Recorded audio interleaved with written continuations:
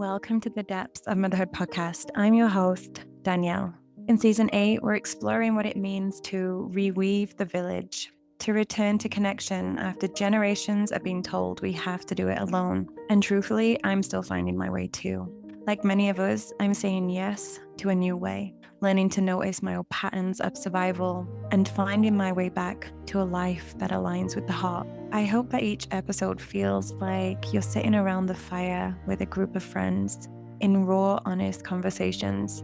I'd love for you to get involved in this season, so please write below in the chat or come to join us on our social media page. And if you go to the show notes, you're going to find my newly released book, Reclaiming Circle, a guide to holding women's circles. Thank you so much for being here, and I'm really looking forward to seeing what comes through in this season. Hello, everyone. Thank you so much for being here. We have made it to season 8.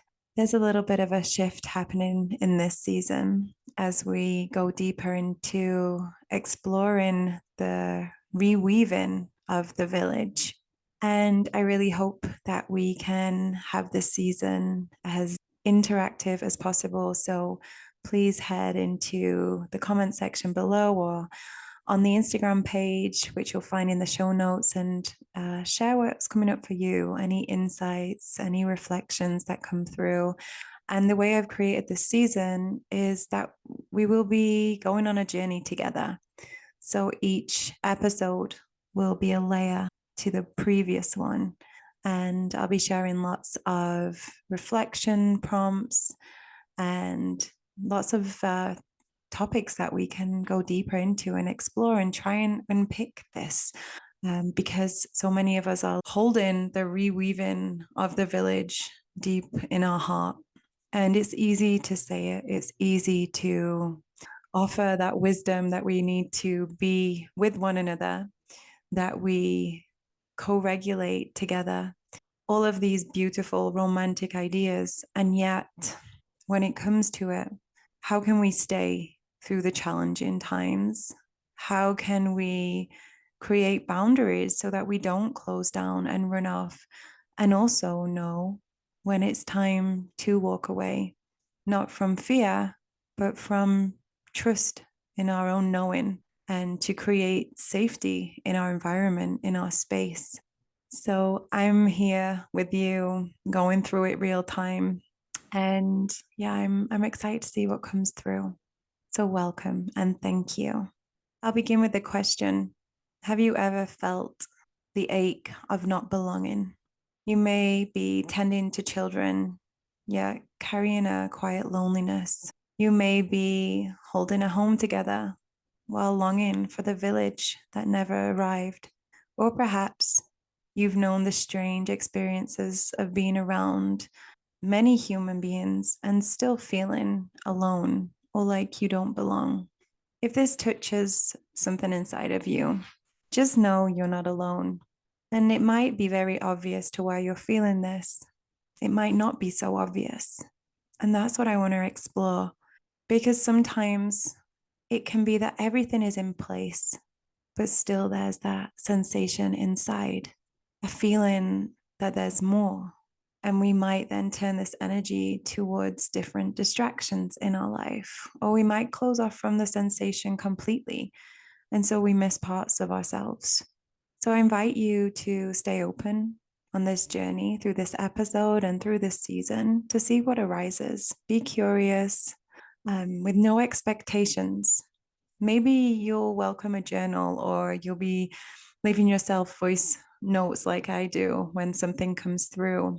Keep these somewhere safe, because they might not make sense at first with the information you get, but it will be like putting the jigsaw pieces together as we move through. And it might be that what we share here sparks conversations for you in your own life, and you can deepen with the people around you as well.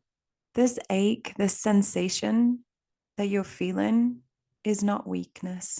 It is your body's wisdom.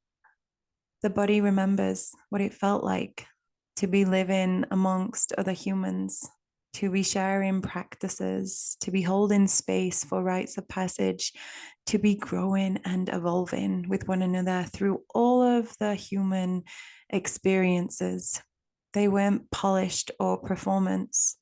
They were real and they were necessary for survival and for thriving. And it's not just this personal sadness either, or I'm even giving it a label, but it's not this personal sensation. It's not only within us, it's also been passed through our epigenetics as well. It is the inheritance of a world designed to make us forget that we are connected, not just to other human beings, but to nature, to the land, to spirit. And so this is a really deep topic. I I host 8-week women's circle facilitator programs, and when we get into the community aspect, it is really deep and it brings up a lot because we're not only questioning this moment in time, but we're questioning what is happening on the collective, how we're showing up in community, and what makes us turn away. And yeah, it places mirrors, and we get to see a little bit more deeply. So there are many people on earth holding this sensation right now, and I welcome you to feel it, to feel the sensation connected to this topic. I'm not even going to give it a word, but what are you, with everything I've said so far, what are the sensations that arise inside of you? You might hear your mind say a sadness or a grief or a longing, and they are words. They are from the man made English language. But I want us to go deeper during this season. I want us to get to know our body and to take this moment. This will be like our own ceremony, like a meditation we can sit through. I know I need it. So feel for a moment. You can pause this, remember, if you need to feel the sensations, and there may be nothing. So it seems. It might feel like a void or an emptiness. Or maybe when you turn your awareness inwards to feel, your body is buzzing or your thoughts block any relationship with them sensations. This is a message too, and it's going to shift through our time together for sure as you deepen into the practice and your body knows that it is safe to share, because we as humans are really good at distracting from our body messages, so much so that we don't even feel them anymore. So our body stops sharing in the way that they usually would. And these sensations, they stay hidden until one day they'll manifest in some form. So feel and breathe deeply and whisper to yourself, I'm here. I just want to feel. Let me feel what this sensation surrounding the village, surrounding belonging, community, what does it feel like inside of me? When I feel it, it's like a deep twist in my stomach, and it moves up through my body to my jaw. And if I don't sit and tend to this sensation, it comes through as fire, as biting, as anger, because I feel trapped, like I can't do anything. And then when I feel I can't do anything, I freeze. I sink into this, what I would label as a dullness, a depression almost. And it's sinking in of not wanting to feel, of disconnecting from my feelings, from my emotions, from the world. So there's a really fine balance here when we're being with the body, is that we don't want to frighten ourselves with what we feel. We want to be gentle. And feeling the sensations is a really, really good way of staying, because we're not sat with any ideas, whether it's right or wrong, whether it's good feeling or bad feeling, or any of the emotions that we might wish we didn't have. It's just a sensation. It's real and it's there. And this is the first step back, in my opinion, seen as though you're asking. So yeah, what came up? And write this down if you can, and just take note of it, because your body is going to communicate differently with you each time you come back. So the title of this episode, as you may know, is called The Severed Cord, which I really struggle to say severed. It gets stuck in my mouth. But anyway, I chose it, so I'll say it. And it is representing the impact of how colonization and patriarchy have taught us to live in separation. Separation from self, separation from one another, separation from land, from spirit. And yet, beneath all this forgetting. The cord is still there. The heart still remembers how to weave. And that is where we're going to begin with that trust and awakening into that hope.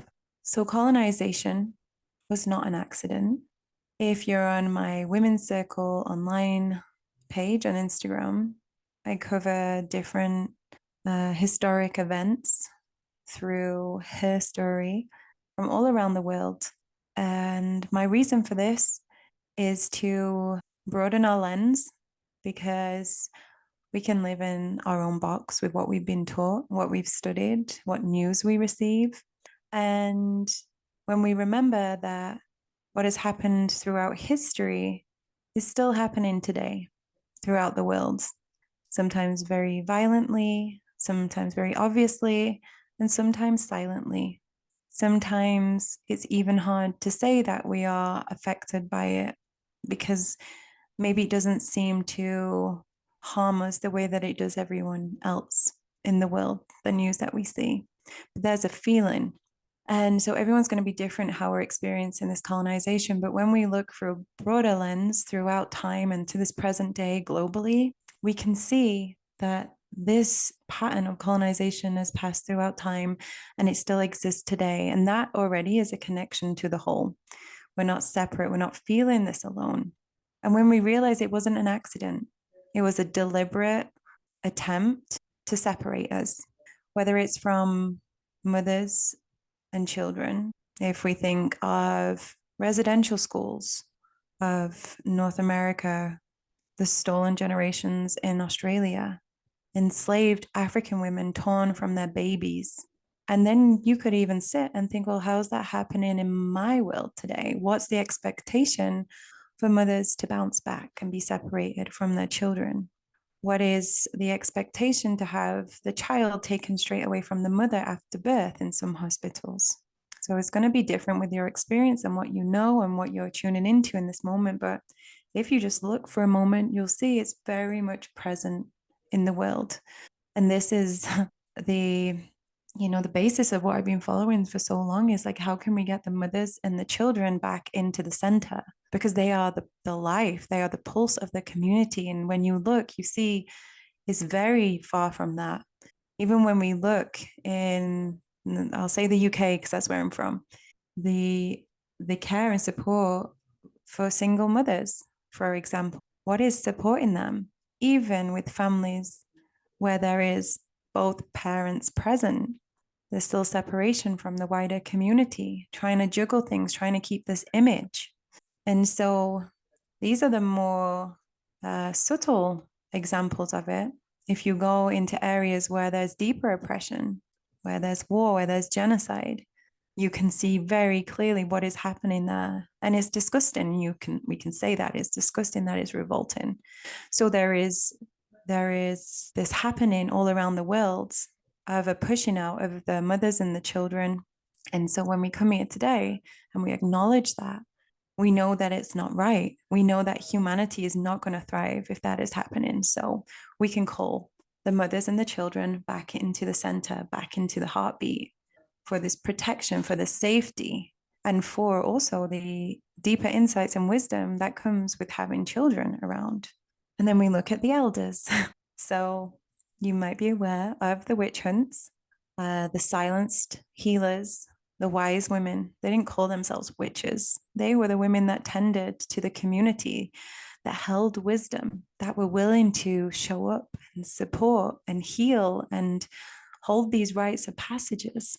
And yet they were dangerous to the new narrative because they were doing what they knew deep in their bones. They had the wisdom, they had the knowledge. And so what we can see happen there is this hunt for the wisdom holders. And what did that do to us as a collective? It took away these women who held the wisdom, who were keeping us together through the moments that were to be celebrated and the moments that were challenging and life-threatening. Rites of passage, whether it be, like I just mentioned, the ones we celebrate, or where we are laying our loved ones back down in the earth when they've died. But they held these rites of passage, and these rites of passage are going from the known to the unknown. And that space being held in ceremony so that whoever is going through it can go through it and feel that they are not alone. And they go in and they collect the gems from their experience. They rise back up and they're received by their community. And in that receiving, the self who they now are, this new role, is received and integrated in the community with the new gems of wisdom that they hold. So by taking away the elders or by casting them out, giving them names like witches or hags, which were then thought to be of a name of shame, we push them out of their community. We lose so much. I did a post recently on, there was a beautiful video of an orca and her baby. And the post was talking about how we're the only species who goes through menopause and doesn't live in a matriarch. So where the wisdom and guidance is held by the women. And I don't think it's always been the case, but I think that we've come to a point where we've maybe forgotten it. There are different communities around the world that still hold the title of a matriarch community for sure. But for many of us, we don't get to, we haven't even experienced that yet. And maybe there's a question, will we ever get to experience that?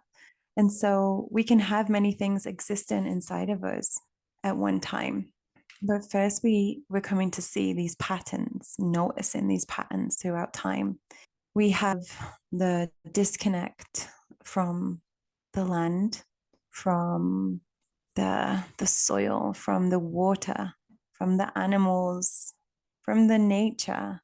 This divide has us forgetting how important water is for life, how rich, fertile soil gives us the nourishment for our food that is growing. It sustains us, gives us these gifts. When we're disconnected from the land, when we're disconnected from this wisdom, then we are forced to look in a different direction with this. So see what's coming up with you right now. It's all these things that seem to be normal for us. But as we continue to live in this world, there's something that just feels a little bit off, or maybe a big bit off. So when we can see that we've been divided and we can see that things are being sold back to us, we can see how we've been played and we don't even know it a lot of the time. We can see this separation from ourselves, from one another in general. We have had languages that we've used within our communities taken away. We've had villages broken into isolated households, labor transformed into individual survival. Just moments through time separating us, some really violent and obvious, and some that have happened slowly and we haven't even noticed because we've been born into it. We could go on for so long talking about all of these moments in time, all of these deliberate separations, and each one of these cuts, whichever we're talking about, whichever is in your awareness right now, whether it's what we've just been sharing or something that just comes through so strongly, these cuts weakened the web of belonging and trained us to believe that the hunger for connection was our personal flaw. Breathe into that. It might be feeling like a relief. It might be feeling like, where do I go from here? I get it. I go back and forth between the two and trying to find that sweet spot of how I can show up with knowing what I know. So I'm from the UK, that's where I was born. And in the UK, there is no legal recognition of Indigenous status. Like colonization really did a great job at clearing its own traces in the UK so deeply that many of us are left wondering, where do I come from? What was erased before I was even born? And how does that absence shape the way I live now? And even if you're American, probably the likelihood is that you immigrated there from Europe many generations ago. So, how well do you know your history? Where does it cut off? I've gone through my own lineage and I can get back 400 years, and it looks like I'm in the UK, but who knows? You know, when we had Europeans migrating into what we now call Britain, this was the time when there was the name for groups of people were called Celts in the UK now, and Celts were a merging of people coming from around Europe into Britain, or so I believe. So we're all part of this ancient thread, and many of us don't know where we came from, what our traditions were, what was our ancestral beliefs, wisdom that they were holding. And for me, that's a deep feeling of grief, but also with it, a deep feeling of curiosity, because I will never know for sure, but I can follow my curiosity. I can follow the interests that arise, the inspiration, and listen to people all around the world, listen to their wisdom, observe with reverence, not to take away anything from anyone, but just to feel what that is in the body when I listen to other people's stories around the world and what they've been through, and let that awaken something up inside of me. And this design of oppression and colonization continues today, as we know. And this is why so many of us are feeling this loneliness. Maybe it's coming through as hyper independence, the sense that we must carry everything alone, or the craving for someone to come and join us on this life journey. Like I said, it's not a personal flaw, it is our response to the forced separation throughout history and this present moment. And this severing has left deep marks on us. On the body, it lives in our nervous system, generations raised in fear and control. Many of us live in a constant hum of tension, not knowing why, unable to rest, always braced for what might come next. Within community, the cost is the emptiness where support once was, mothers feeling like they've been left without a village, even if you have people around you. The emptiness of relationships, of not really feeling seen or not having deeper needs met through these rites of passage. Elders unheard, children shaped by systems that prize obedience over curiosity, the sick and disabled often left uncared for when once their needs were held by so many hands. I want to share a little story with you. After I gave birth, I remember holding my baby in my arms, and my body was so tender, my emotions so raw. And I was realizing that there was no circle of women arriving with food, no elder to rock my baby so I could sleep, no hands to massage my body back to strength. It was just me, my little family, and the quiet hope and expectation that I could do this alone. That moment, the moment you realize the village will not come, lives in the bodies of so many mothers. It's being experienced right now as we speak. It's not just my story. It's the story of a world that forgot how to show up for one another, not through lack of care, but through all these things that we've been speaking about here today. And the effects on the land. The cost is written in the soil and the water. The earth is stripped and sold. The rivers are poisoned. The sacredness of the earth and her gifts is ignored. When we once had a relationship based on reciprocity, now there's more of seeing earth as a commodity. Hey, that rhymed. So yeah, this is it. We're seeing the full landscape of this right now. And let's not forget about the soul, because it lives in us like this grief that can't really be touched or held. It's just hovering around, and it'll change its expressions, but it's something that's there. And there's this whisper that asks, is this all there is? And the system this oppressive system has trained us to think that these feelings are our own fault. That if we are lonely, disconnected, anxious, then we are broken and they can fix us. But it's not you, it's not me. These are imprints of a design. So before we go any further, let us soften. Let us forgive ourselves for thinking that we were the problem. If you have a moment, just place your hand on your heart and breathe into that. Breathe into whatever is coming through right now. Breathe into your ancestors who have experienced the severing in their own way. Breathe into their hopes and their desires too, and feel it in yourself. And as you hold this sensation, can you find that glimmer of hope within you so that it can live alongside, though the two can hold one another and coexist? So I'm not going to leave it there, leave you hanging, because the bigger question is why I'm here and why I feel this is important is to ask how can we begin to return? How is that possible? Because I don't feel that return is this big, grand gesture. I think that it starts with us, our inner world, connecting to this trust, connecting to a guiding light within us, with noticing the small places where life still hums, and knowing that across the world, many, many people are waking up right now.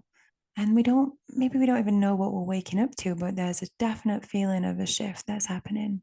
And I used to think to myself that I used to romanticize um, the past and community. And maybe there's always been that gentle feeling of moving into something new, hence the reason why we've got to this point today, whether we class it as good or bad.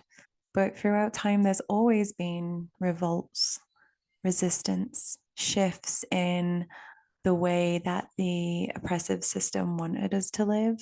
We gave ourselves breathing space, and we're still showing up to do that today. So, whether it is you are remembering a language that has moved through your ancestors, if you are part of a group of people who held their own traditions and practices that were stripped or stolen or silenced, maybe there's a reclaiming of that you're noticing happening. Or maybe that's inspiring to know that people around the world are reclaiming their practices, traditions, their voice, their language. It is happening. That energy is there of calling back. And if you don't hold any of these traditions or practices in your own lineage, what you know, your immediate lineage, because like I mentioned, how far back can we go? Maybe it is a return into the earth wisdom, the body wisdom, just bringing it home, awakening our senses, becoming present again, finding the life in the small places.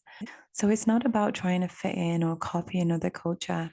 It's about coming back to yourself, to what feels nourishing, to what feels true.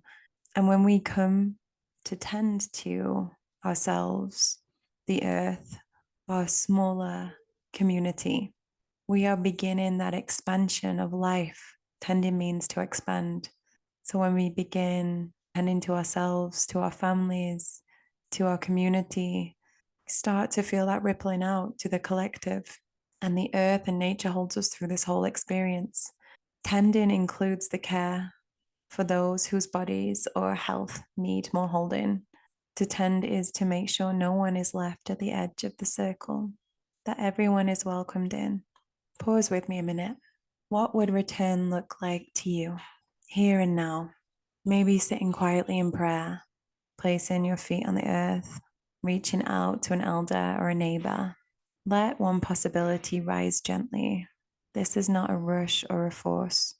And remember, holding what is real beneath what we've been told is the first act of reweaving. So, arriving to feel what is real inside our body, choosing to stay, even if it doesn't make sense. And I feel for me, the more I've stayed with my body, the deeper my connection is to my own intuition. When I move further away from listening to my body or being in nature, the ache grows. It gets louder and louder and painful until I don't want to listen anymore and I close off.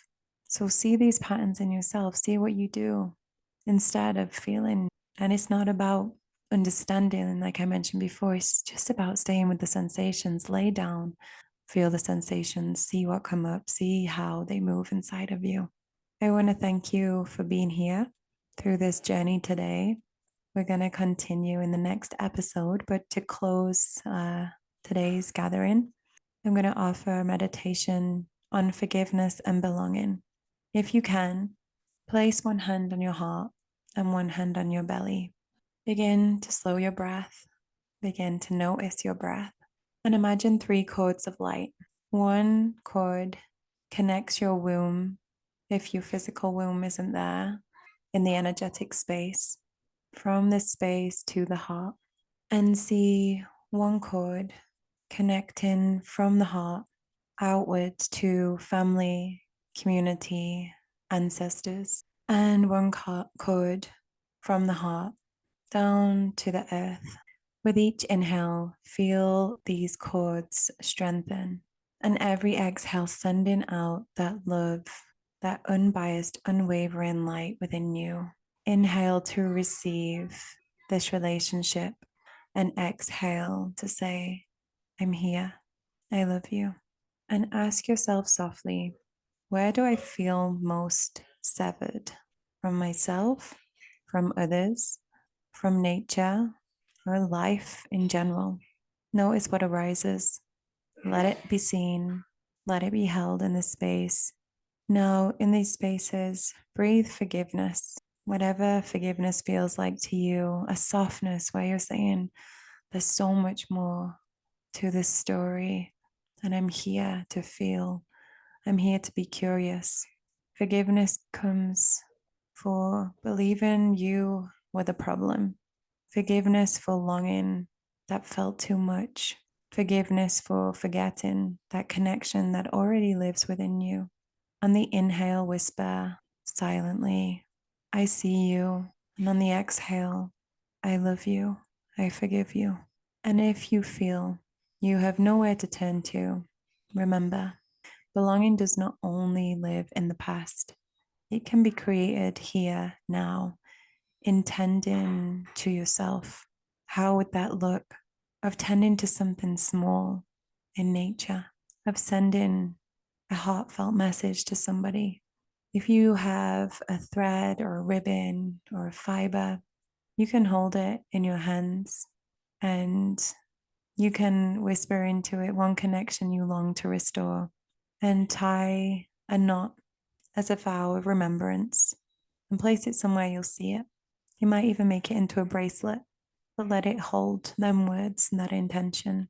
Thank you so much for being here with me during this episode. And if anything comes through for you, please share in the comments or send a message. And my Instagram is the best place to catch me. But you're not alone. We're walking this together.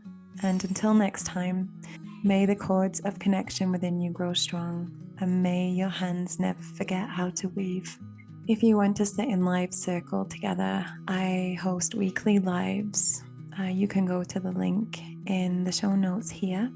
And if you're looking to explore how to reclaim circle in your community, I've just released my new book, Reclaiming Circle, a guide to holding women's circles. Everything will be left in the show notes. And once again, thank you so much for being here. Sending you lots of love.